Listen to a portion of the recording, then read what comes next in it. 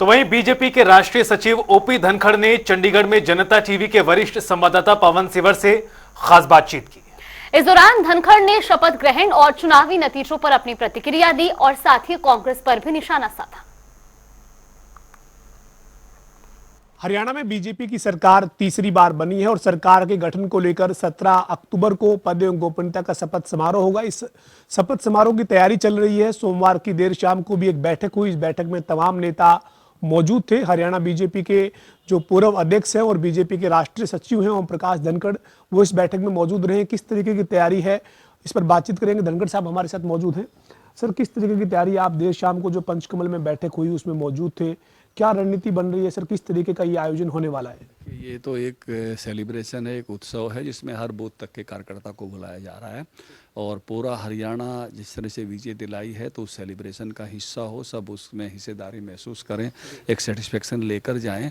और इसमें अलग अलग काम के अलग अलग डिपार्टमेंट बनाए गए हैं। कोई मंच देखने वाला होगा तो कोई सीटिंग प्लान देखने वाला होगा, कोई पार्किंग देखने वाला होगा तो कोई नज़र से जज देखने वाला होगा, कोई अतिथियों को अटेंड करने वाला होगा, कोई भोजन की व्यवस्था देखने वाला होगा, कोई पानी की व्यवस्था देखने वाला होगा, कोई जिस प्रकार की इतनी बड़ी भीड़ आती है तो लेबोरेटरीज की व्यवस्था देखने वाला होगा। तो तरह तरह की हर व्यवस्था हमारी बारीकी से डिपार्टमेंट बनाकर काम करने की आदत है।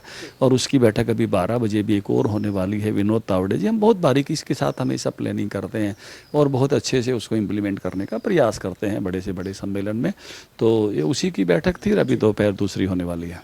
सर, ये जो नतीजा है, तीसरी बार हरियाणा के इतिहास में अपने आप में एक बड़ा जो है वो फैसला प्रदेश की जनता ने किया है। ओम प्रकाश धनखड़ हरियाणा भाजपा के अध्यक्ष थे। माइक्रो मैनेजमेंट पे संगठन को मजबूत करने का काम किया। जिस तरीके से पन्ना प्रमुख है, तमाम जो आपने संगठन में जान फूंकने की जो एक कवायद की थी, उसी के नतीजे हैं सर ये। देखिए, हमारा संगठन बूथ से नीचे तक था, पन्ने पन्ने तक था। आज कांग्रेसी रो रहे हैं, उनका संगठन नहीं था। उस समय मैं कहता था, वो समय नारे तो मारते थे, हम घर घर जाएंगे। आपको ध्यान है ना इनके नारे, हम हाथ से हाथ मिलाएंगे। लेकिन संगठन की कोई बराबरी नहीं हो सकती। बस संगठन एक ऑर्गेनाइज्ड टीम होती है। संगठन का विचारधारा के प्रति अभिमुखीकरण होता है, ओरिएंटेशन होता है। संगठन की एक इम्प्लीमेंटेशन की क्षमता होती है। लोग होते हैं, ऑर्गेनाइजेशन होता है। आम भीड़ में और मिलिट्री में क्या फ़र्क है?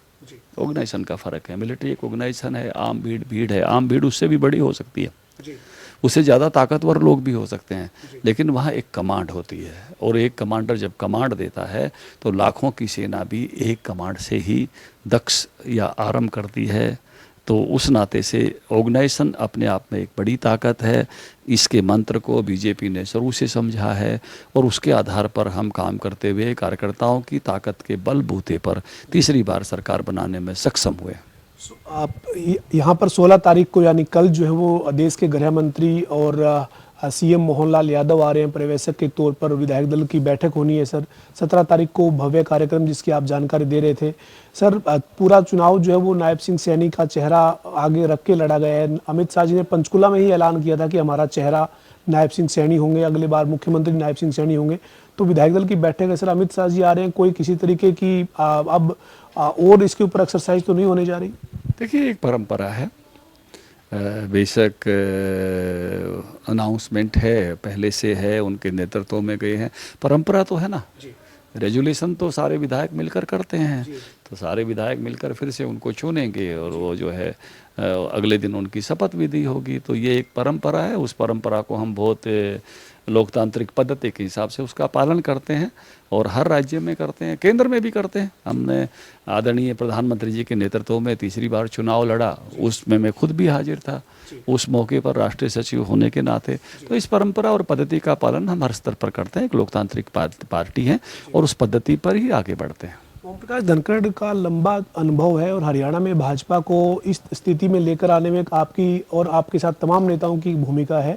लेकिन आपको क्या लगता है कि हरियाणा में इस बार 2024 में शायद आप भी इस तरह का आकलन नहीं कर रहे होंगे कि 2014 से भी ज़्यादा मैंडेट आपको 2024 में मिलेगा? और इसकी पीछे आप क्या वजह मानते हैं? कांग्रेस हारी है या भाजपा जीती है? मतलब क्या, कहाँ आपके जो कहते थे कि मुकाबला कांग्रेस और भाजपा का है, बाकी सब कुछ मुकाबले में कुछ है ही नहीं, तो ये क्या, किस तरह से देखते हैं आप इस नतीजे को? देखिए, आखिर में तो परिणाम ही बताते हैं सब चीज़ों को और परिणाम तो यही है, भाजपा जीती है, कांग्रेस हारी है। क्योंकि जब लड़ाई शुरू हुई तो हम बराबरी पर खड़े थे और दोनों के लिए बराबर के अवसर थे, चुनौतियां थी, चैलेंजेस उनके लिए भी थे, हमारे लिए भी थे। बल्कि कांग्रेसियों का हौसला हमसे ज़्यादा अप था। वो 5 सीटों पर पहुंचे थे, हम नीचे आए थे। और इस बात का आपने पहले भी शायद मेरा इंटरव्यू किया था, मैंने कहा था कि सिचुएशन को हम समझते हैं और ये स्थिति हमारे लिए चुनौतीपूर्ण है और हम इस चुनौती को समझते हुए चुनावी मैदान में जाएंगे। इसलिए हमारा संयम, हमारी पेशेंस, हमारी रणनीति, हमारे तौर तरीके, हमारी कार्य पद्धति, उसमें हम बेहतरी की तरफ गए। और उन्होंने दुनिया भर की मूर्खताएं की। जब एनालिसिस कोई भी करेगा, जैसे मान लो 2 हॉकी टीम खेल रही है, 2 क्रिकेट टीम खेल रही हैं, एनालिसिस तो होता ही होता है। तो उनकी अपनी बेवकूफ़ियाँ जो हुई हैं, गलतियाँ जो हुई हैं, उन गलतियों के कारण वो पराजित हुए हैं। और हमने अपने आप को फिर से रिवाइव किया है, जनता का आशीर्वाद मिला है और उनकी बेवकूफ़ियों को देखते हुए जनता ने समझा यार ये तो कोई ऐसा रास्ता नहीं है जिस रास्ते पे चला जा सकता है, क्योंकि इसमें आपको जनता का दिल जीतना होता है और जनता का दिल जीतने में हम कामयाब हुए। और इसलिए हरियाणा की जनता का आभार भी मैं आपके माध्यम से करना चाहता हूँ और कार्यकर्ताओं का भी करना चाहता हूँ जिन्होंने परिश्रम की पराकाष्ठा की। अंतिम सवाल है सर मेरा, 17 तारीख को जो भव्य कार्यक्रम होगा शपथ ग्रहण समारोह का, वो उसी जगह पर हो रहा है जहां पर 2014 में आप भी मंत्री पद की शपथ ले रहे थे और कई चेहरे थे आपके साथ। इस बार 2024 में भी पूरे हरियाणा में मैंडेट मिला, लेकिन आप जो चुनाव नहीं जीत पाए, आपके साथ कैप्टन अभिमन्यु या कई और चेहरे, जेपी दलाल, जो इस बार भी चुनाव हार गए। तो क्या कहेंगे सर, इल्म है कि चुनाव में वो रिजल्ट नहीं मिल पाया आपके अपने अपने क्षेत्र में जो आप उम्मीद कर रहे थे? क्या कहेंगे सर अपने? सबकी सफलता में भी सफलता का आनंद लेना चाहिए। केवल अपनी अपनी सफलता में सफलता का आनंद लेना तो बहुत छोटी बात है ना। बहुत सारी आपने ऐसी घरों में आपने देखा है, माँ का कोई नाम होता है? बेटों की सफलता में, बेटियों की सफलता में, पति की सफलता में, सब में आनंद लेती है। और हम सब जिन कार्यकर्ताओं के आप नाम ले रहे हो, वो इस पार्टी में हम अब उस प्रकार के जो है परिश्रम के साथ, उस प्रकार की लगातार मेहनत के साथ पार्टी को सफलता मिल रही है, उसका भी हमको बहुत ज़बरदस्त आनंद है। केवल व्यक्तिगत सफलता ही सफलता नहीं होती, अपने कुनबे की, अपने परिवार की सफलता भी सफलता होती है। और भाजपा का संगठन एक पारिवारिक संगठन है। मेरे परिवार को सफलता मिली है, मेरे दल को सफलता मिली है, उसमें भी हम उतने आनंदित और खुशी हैं।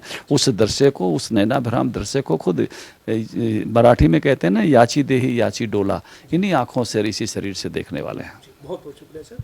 हमारे साथ बीजेपी के राष्ट्रीय सचिव ओम प्रकाश धनखड़ थे, जिन्होंने तमाम मुद्दों पर बेबाकी के साथ बात की है। खासतौर पर उनका यही कहना है कि एक संजीदगी के साथ और मजबूत रणनीति के साथ भाजपा हरियाणा में चुनाव लड़ी। विपक्ष जो है वो ओवर कॉन्फिडेंस था, कई तरह की गलतियां की, बिना संगठन के मैदान में था। इसलिए जो नतीजा है वो बीजेपी के पक्ष में है और कांग्रेस के खिलाफ है। वीडियो जर्नलिस्ट विजेंद्र सिंह के साथ पवन सिंह, जनता टीवी, चंडीगढ़।